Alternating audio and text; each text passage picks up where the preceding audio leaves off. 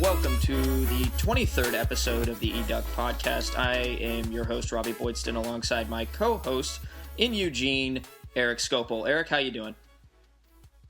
Good. I'm happy I've finally earned the co-host responsibility. I didn't know I had earned that yet, but I'm proud to hold the post. Well, we're both co-hosts, so I felt weird just saying I was the host because it's technically a two-man job, but I just felt like as soon as I did that, I was like, I need to add on the extra title. So, well, I'm happy we're giving each other titles now, but let's jump right into Colorado prep. We can kind of talk about what we know there.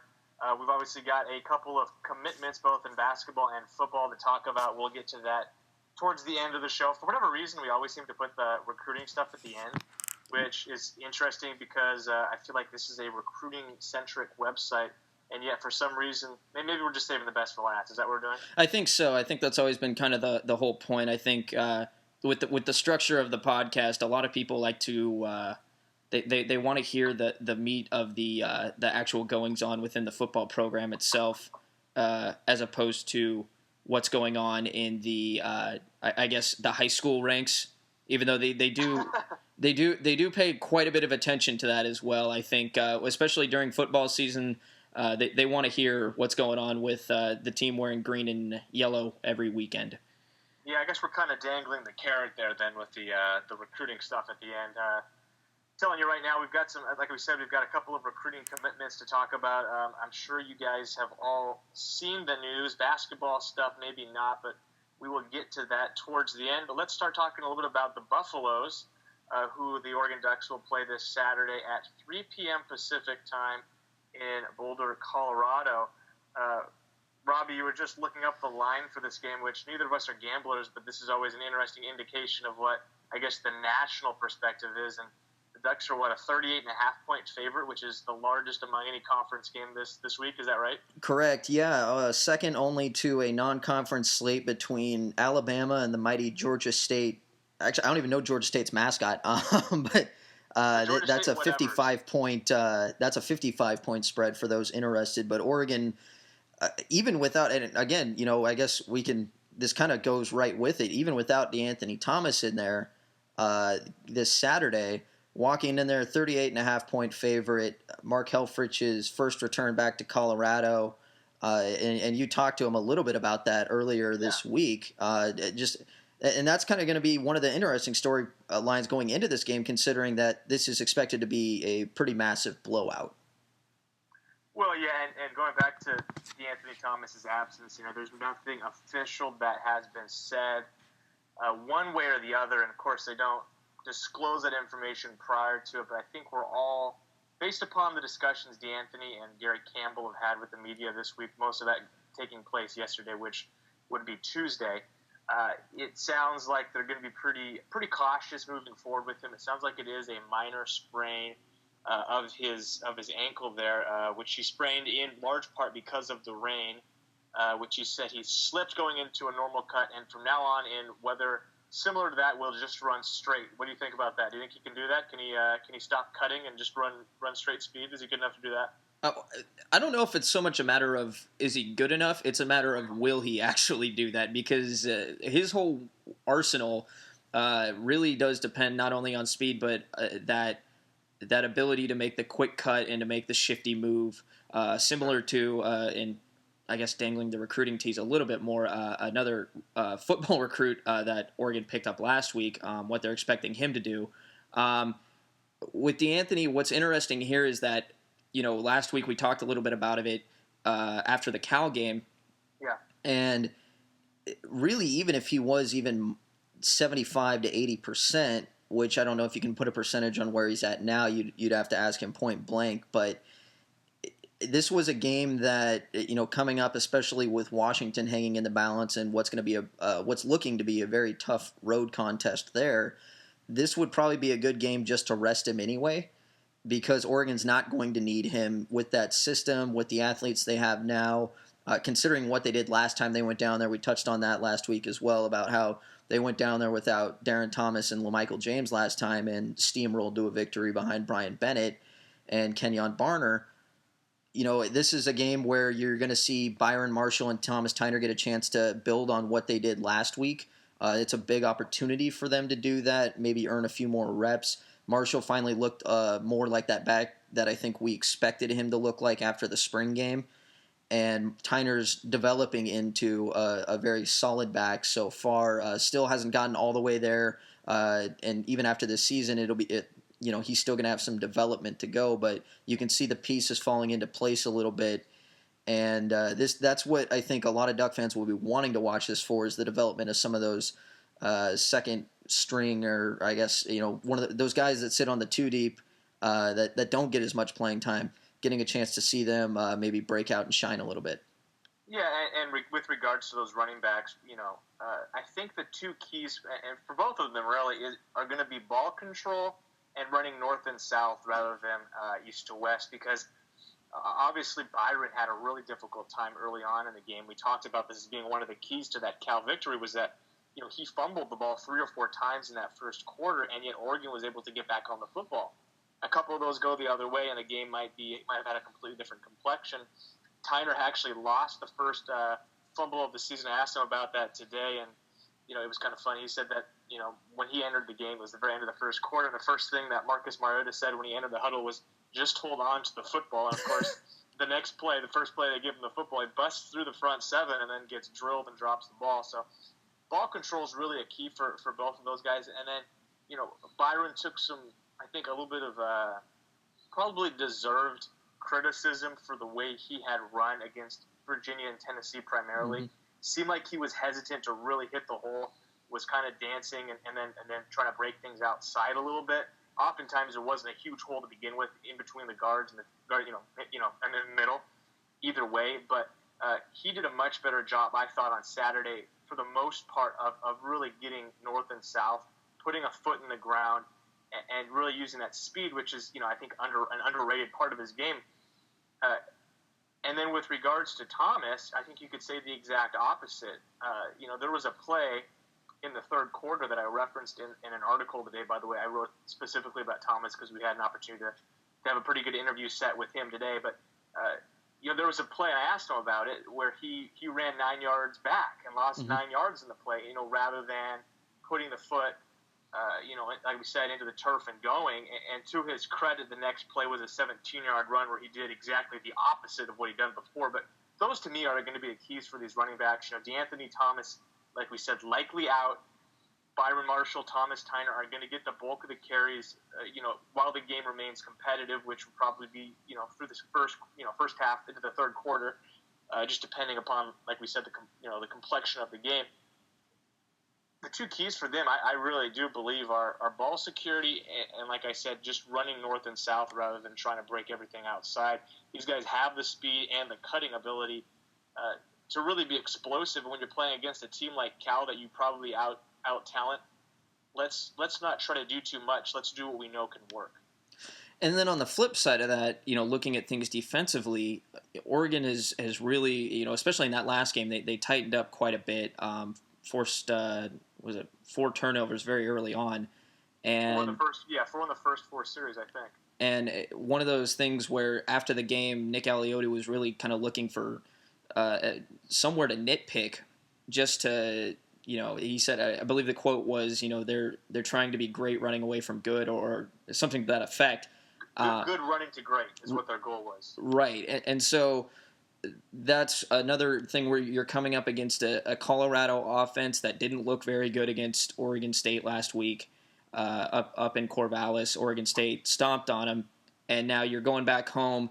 Things could be a little bit different because, when you're a team in Colorado's position, you're coming off a pretty demoralizing loss. You're going back home to face the number 2 team in the nation.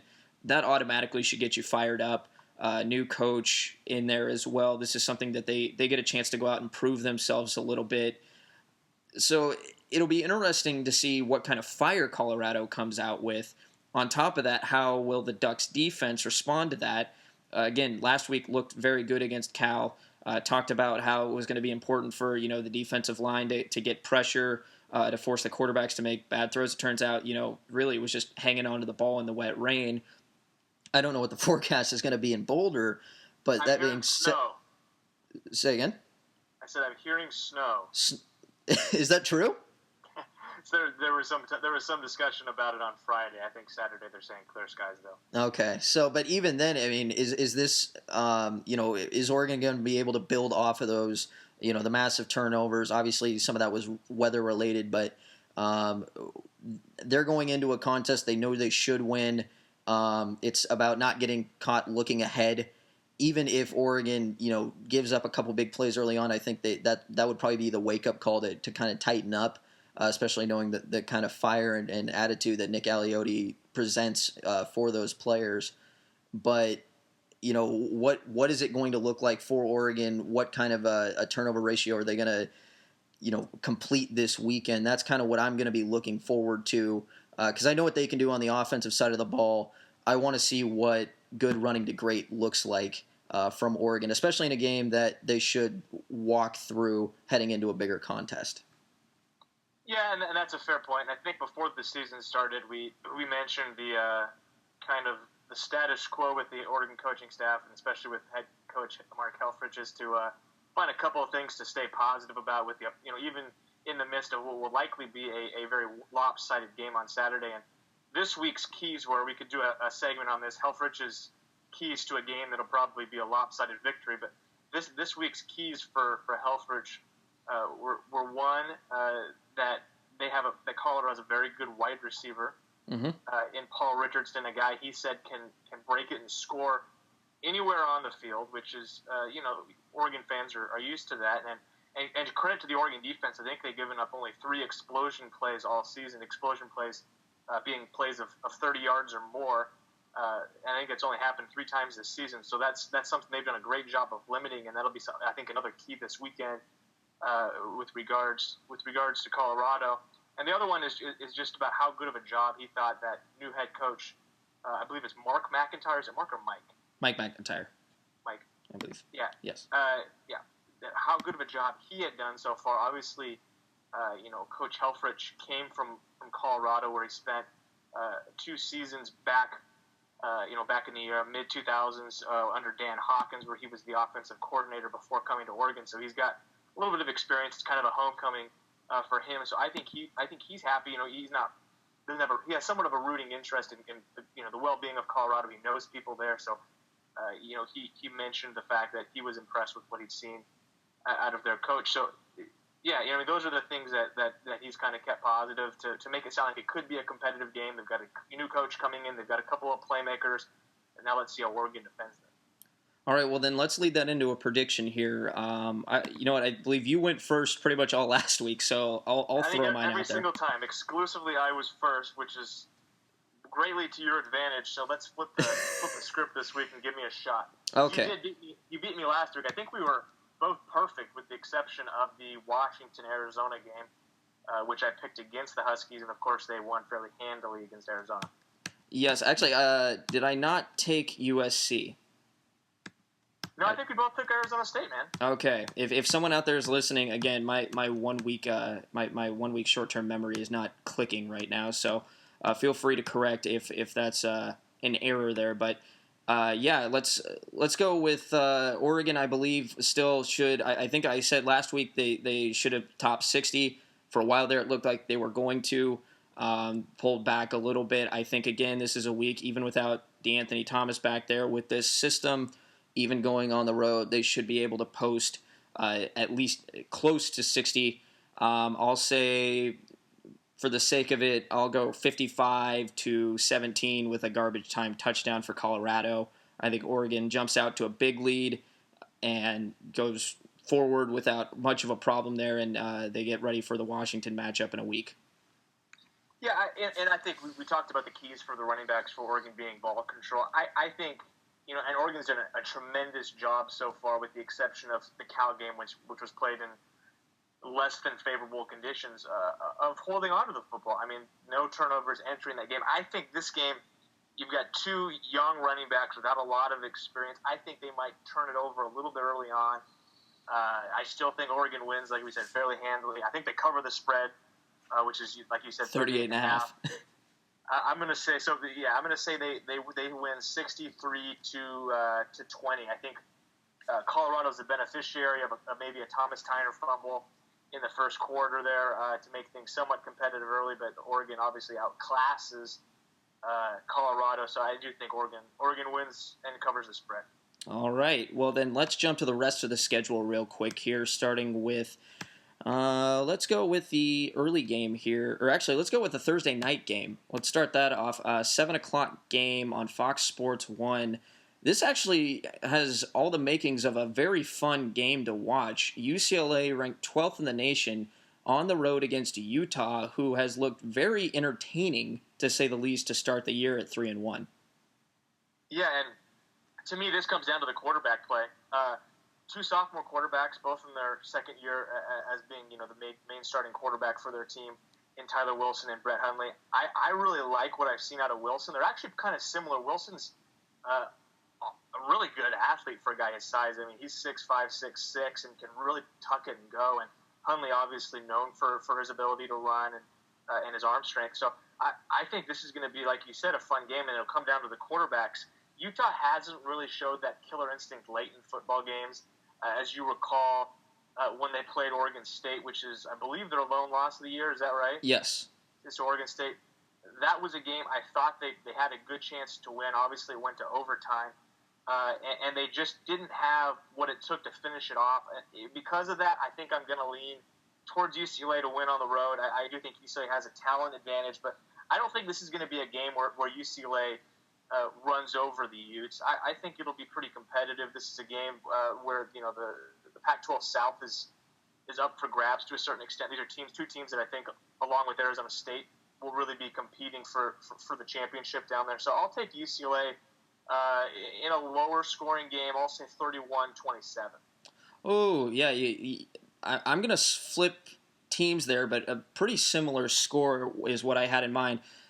There's just something about this game where, having watched a lot of that Utah-Oregon State game, even though Utah, like you said, didn't have the killer instinct, Tyler Wilson was able to show that he was able to really keep Utah in the game with his legs, with his arm, that he wasn't going to let that team die. And when you see that kind of a moxie in a quarterback early on, that gives you a lot of confidence going forward. And I think that does put them in a position at 3-1, playing a UCLA team coming in who's been on an emotional high as of the last few weeks.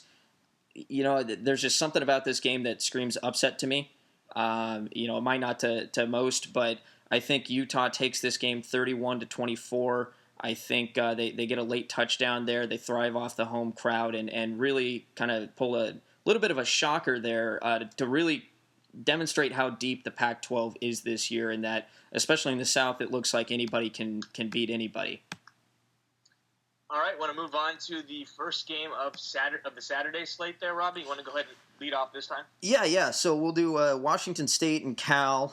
Washington State sitting at 3-2, 1-1 in Pac-12 play after taking a loss against Stanford last week up in Seattle. Cal, obviously, 0-1 in Pac-12 after their thumping from Oregon up in Eugene.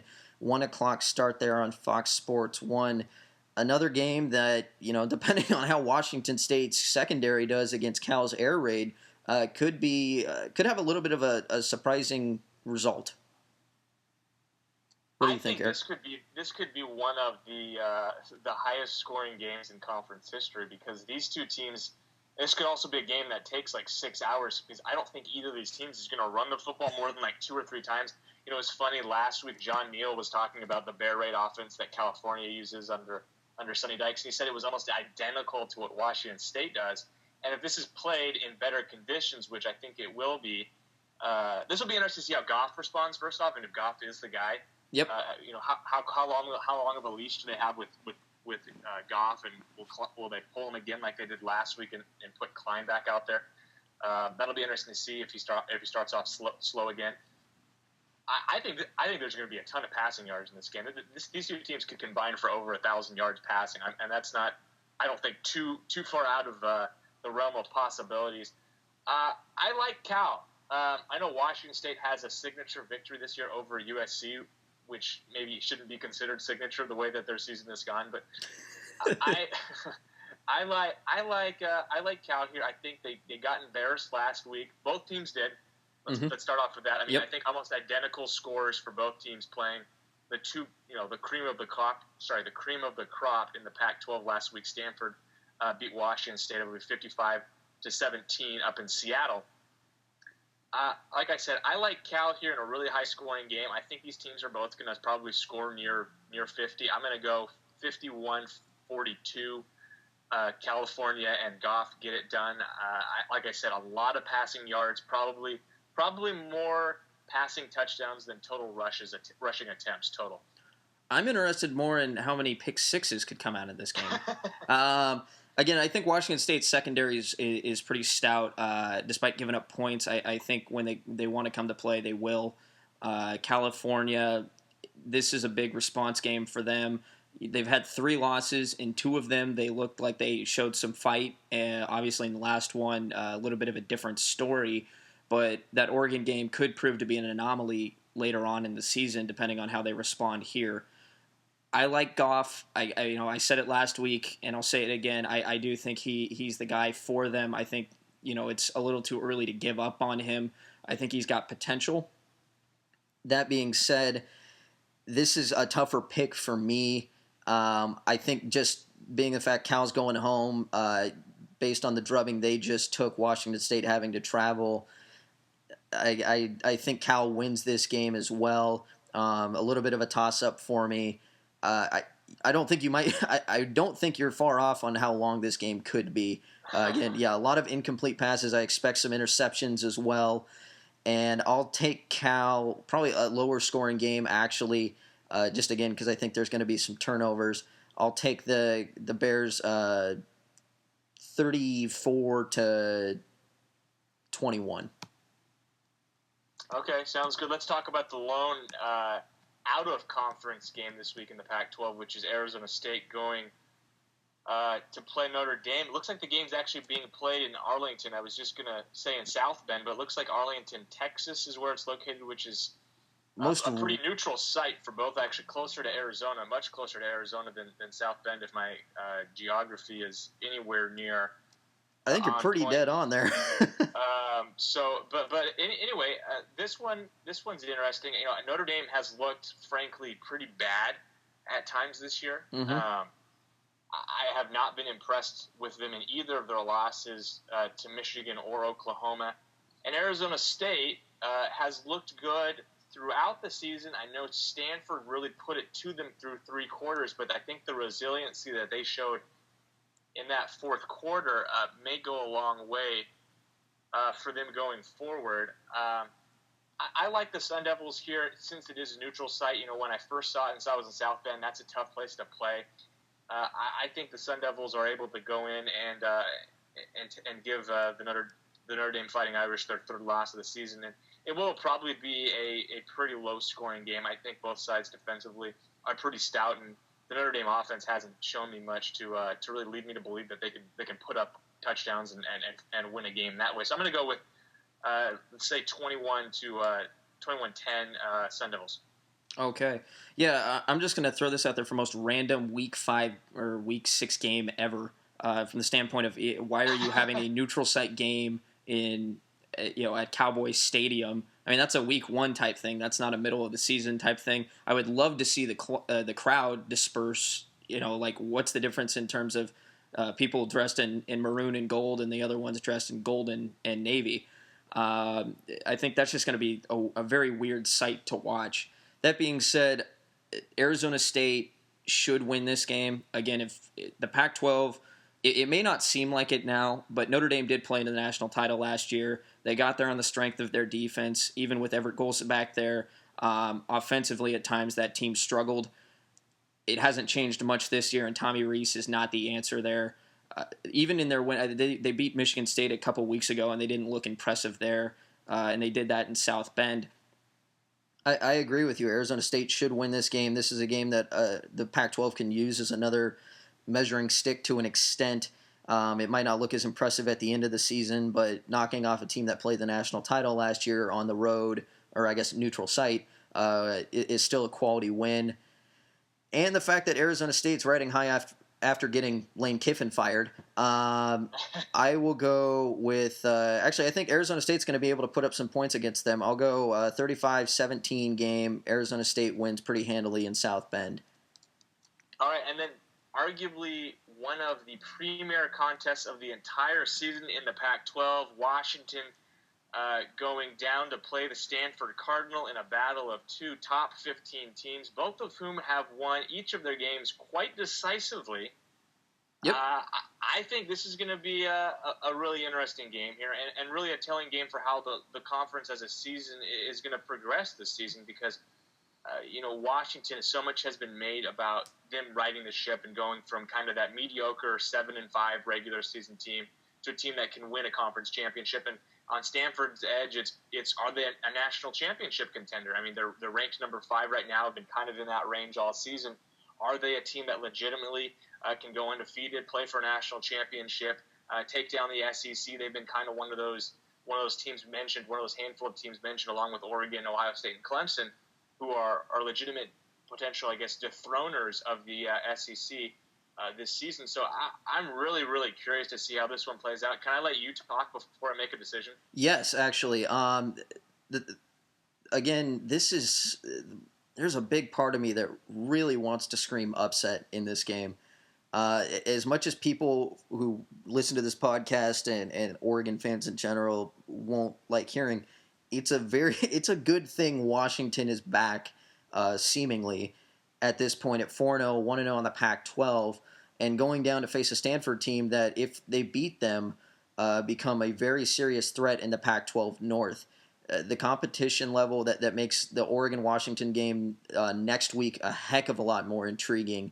And if Washington wants to win this game, the key is going to be strike first and strike fast. You've got to knock Stanford back on their heels a little bit in the way that, Stanford, even though they went ahead late against Oregon, denying them an early touchdown there, that really kind of took Oregon out of its game last year, especially with their inefficiencies in the red zone. And Stanford gave up quite a few points, as you alluded to Arizona State in that second half of that game, but they jumped out to such a huge lead that it really kind of didn't affect them too much. They were able to kind of piece it together by the end of the game. If Washington jumps out to an early lead here, I think Stanford's going to find themselves in a little bit of unfamiliar territory. They're going to have to fight from behind, even at home. That you can take that crowd out of the game pretty quickly with a quick score. And I think Washington, it all depends on that. That being said, I don't know if they can get it done. My gut wants me to pick Washington in this game, but I think I'm going to try and take the smart choice here and make Washington prove me wrong, really. And I will take Stanford in a 24-17 win down there on the farm. But really, I'm doing that because I want to see if Washington can pull off the big upset and really make this a fun season in the Pac-12 North. Before I make a prediction, I do want to say, if you're an Oregon fan, the schedule plays out really nicely because you go up to play Washington, which is going to be one of your probably 3 most difficult games, and the week before they're going to be in an absolute slugfest with Stanford, which you have to think is going to be a huge exertion of energy. Stanford plays a style of play which is just going to pound you and pound you and pound you. I just think that could play a toll on both sides, in this game, but especially for Washington. And while Oregon is out, like we said, in the altitude playing Colorado in what will probably be a pretty one-sided game in which the reserves will play most of the second half, Washington will be playing their starters for the majority of probably the entire very, very good Stanford team. So I think if you're an Oregon fan and if you're Oregon, you feel pretty good about how that plays out. And last week I picked against Washington.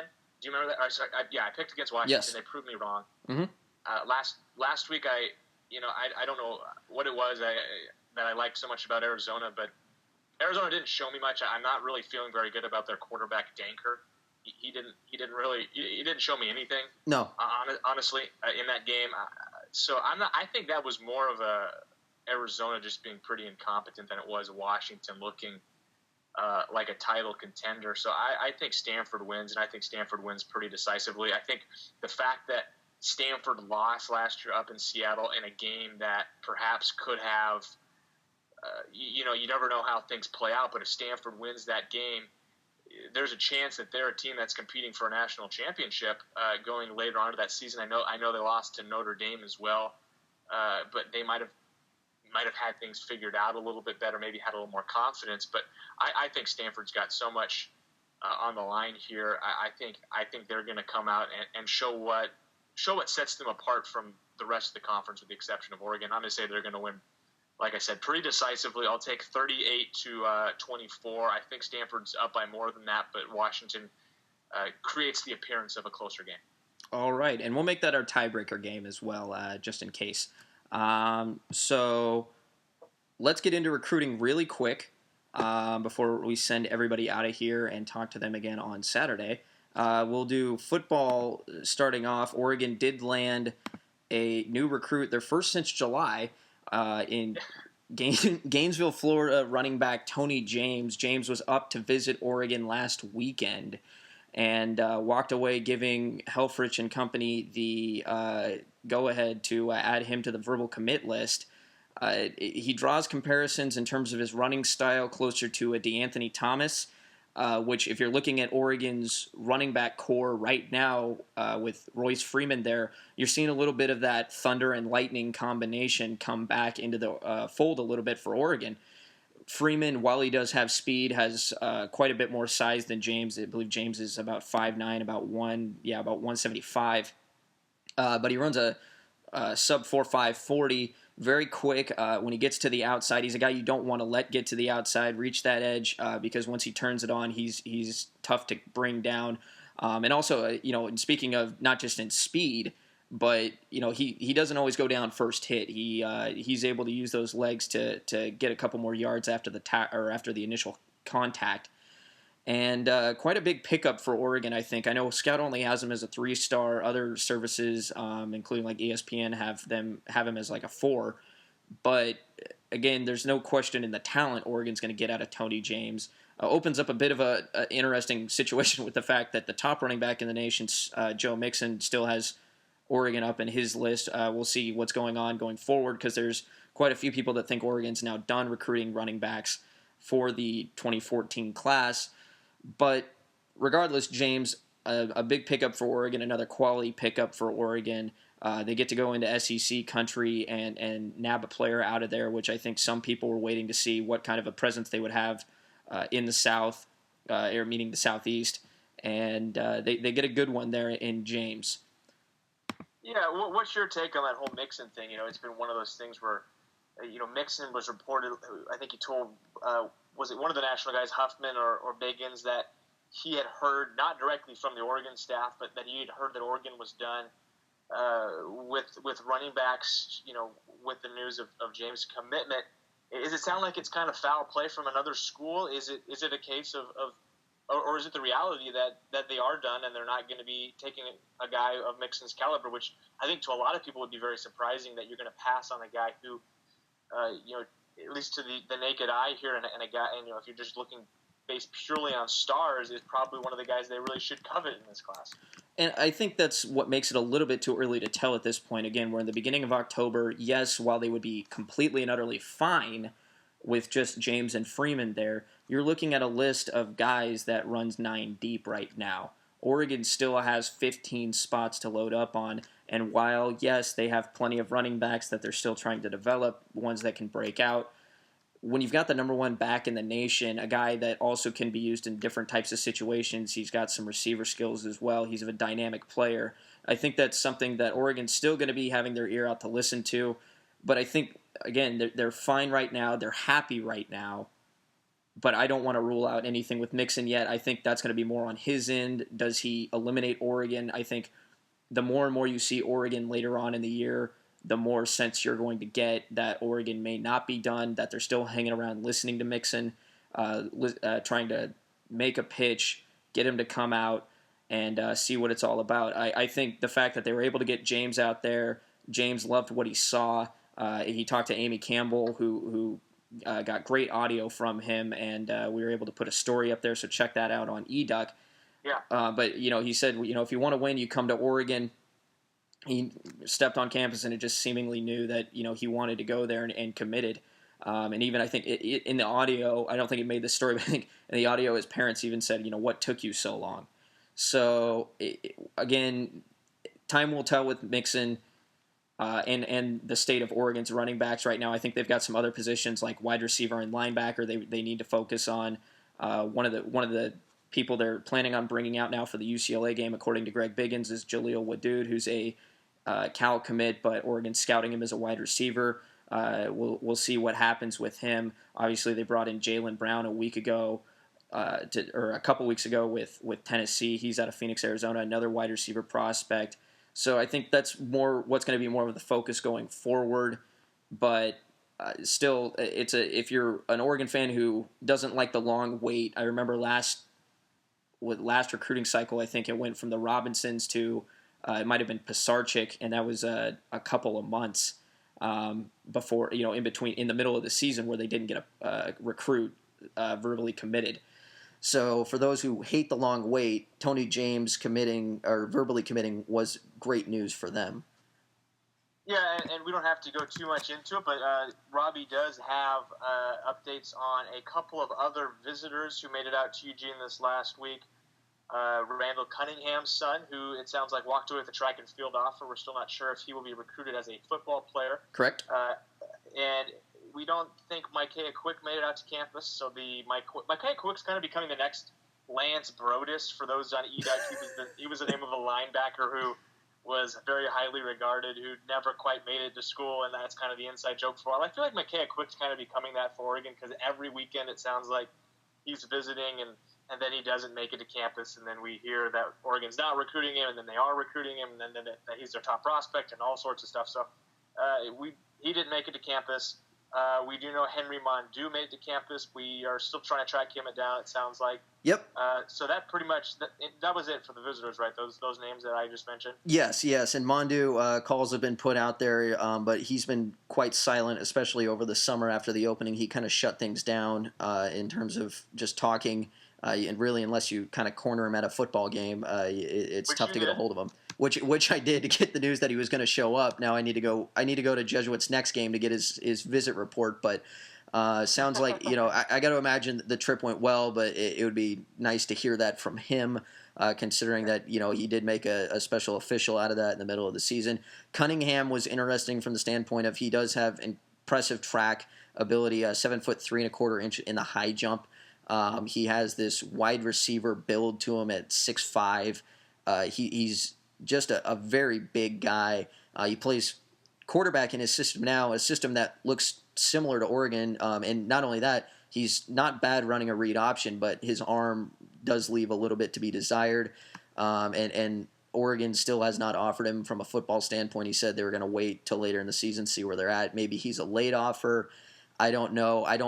Brandon Huffman chimed in great with this. It doesn't look like he's going to be a next level quarterback, but in terms of his athletic ability, he can be put in various spots on the field, and I think as a deep threat with that jumping ability and with his speed, long legs, and his ability to cover ground, he would be a fun guy to watch as a deep threat wide receiver. So that's and also real quick, just wanted to touch on this. Huffman also had a article up on Portland, Oregon Central Catholic. Currently the number one team in the state, running back Cam Scarlett, who had a monster game against Alfieri and Mondu against Jesuit here a couple of weeks ago. Had 3 touchdowns in the second half. It sounds like he's hearing a lot from Oregon right now. He could be one of the, if not the best, prospect coming out of Oregon next year. So something to keep an eye on there, especially for those people who, again, similar to Mondu, people like to follow him because he's an in-state kid. Scarlett could be that guy next year. So keep an eye out on that. I want to make one kind of personal commentary or editorial comment regarding Randall Cunningham and say just that his dad, also named Randall Cunningham, is actually my favorite player of all time. I grew up a huge Vikings fan, and he was the dude when I was like 13 years old that led us from the bottom to the top in a couple of seasons there. So a huge fan. So if there's any way of getting maybe we can get Randy Moss's kid. I was also really excited when Chris Carter's kid, Deron Carter, almost transferred to Oregon a couple years ago. So we need to make this happen because I need some Viking love back here in Eugene. So in about 20 years, expect Christian Ponder's kid to his future son to be on Oregon's watch list. I'll put you there. Okay. Well, actually, maybe we get Adrian Peterson's kid, but that'd be nice. That would be better than Christian Ponder's kid. He'd probably throw too many interceptions anyway. Let's jump over and do a little bit of brief basketball updates for the season. They have started practicing, which is exciting, honestly. And Pac-12 Media Day is on October 17th down in San Francisco. I will be there, so expect updates on that. That's going to be let's clap for that. We got a rep at Media Day. So I'll be repping the eDuck swag down in NorCal for a couple of days there. So that's a good development. 3 other things worth mentioning. I guess 4. We'll say 4 things. Why not? We'll say an unlimited thing is worth mentioning because I'll probably think of more things to say. First off, Jordan Bell. A lot has been made about his eligibility, a lot of question marks. I have spoken with a number of people who I think should know his status, and they all say he will not be eligible to play this season, just does not have the test scores. They're going to try to stow him away in a prep school nearby, re-recruit him, get him to sign next month in November for the next year. If he's able to do that and get that SAT score and everything else figured out academically, he would become a member of the class of 2014 recruiting class, which obviously would be big. Bell, for those who have not watched the video, is arguably the best shot blocker in the entire nation last year. Although he's only 6'7", extremely bouncy and extremely good at timing his shot blocks. Really does a good job of pinning the ball against the backboard. Go watch his video on YouTube if you don't believe me, because he's absolutely phenomenal. Actually, Robbie, why don't we link that in the comment below? That sounds good. Okay, we'll do that. Next 2 things, 2 Oregon commitments in the last 3 days, it sounds like. First being Dwayne Benjamin, who is a junior college wing player. Looks like long, lean. Again, if you want to check out, we could link some more video. Let's link video to Dwayne Benjamin on the board as well. He is very athletic. I believe the name of the video is Dwayne Benjamin killing it or beasting it or something like that. So that kind of speaks for itself. The highlight, as you expect, is him basically just dunking and tearing the rim down. That's kind of the player he is. Looks like he's a guy who likes to play on the perimeter, has some skills shooting and spotting up, and can put the ball on the floor. Next commitment is a guy that I think Oregon fans will be very happy with going forward. You watch the video, he kind of reminds me of he's Cristiano Felicio, who's kind of the Mike Quick of the basketball realm, I guess, because Felicio, as we all remember, we were very, very much hyped because of his skills and because of the fact that he was a Brazilian player, which you don't usually get to come to the University of Oregon. He didn't get in academically. And of course, the player I'm talking about is Ray Kasongo, who committed today being Wednesday. Kasongo out of Canada, Toronto area, which is, I believe, the 4th Oregon player from Canada to come play for Dana Altman. Altman's developing a little bit of a pipeline there. Mm-hmm. Olu Ashalou from Toronto. Ashalou, DeVoe Joseph, and then current Duck transfer Jason Caliste, I believe, was also originally a Canadian guard. So he's Ray will be the 4th. He's a big 6'9", 6'10", athletic forward. Again, we can link more video, Robbie. We can just do a lot of video linking here. I think we should do it. You have a lot of links to send me, buddy. But that's another guy you have to be excited about, because you look at the depth going forward in the front court with the question mark with Bell and with the 3 outgoing seniors in the front court. Oregon really only has one true post player returning next year, and that's Ben Carter. Mm-hmm.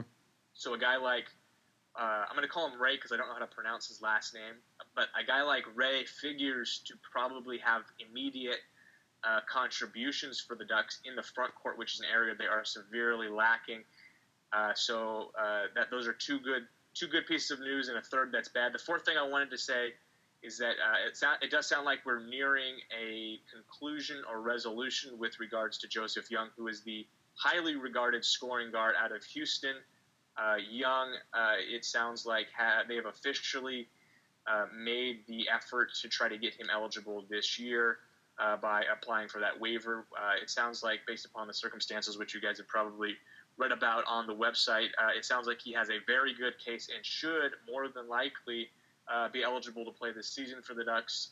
If he is eligible, expect him to compete right away for starting minutes and be one of the Ducks' most prolific scorers. Well, there you go. That's a healthy dose of basketball recruiting.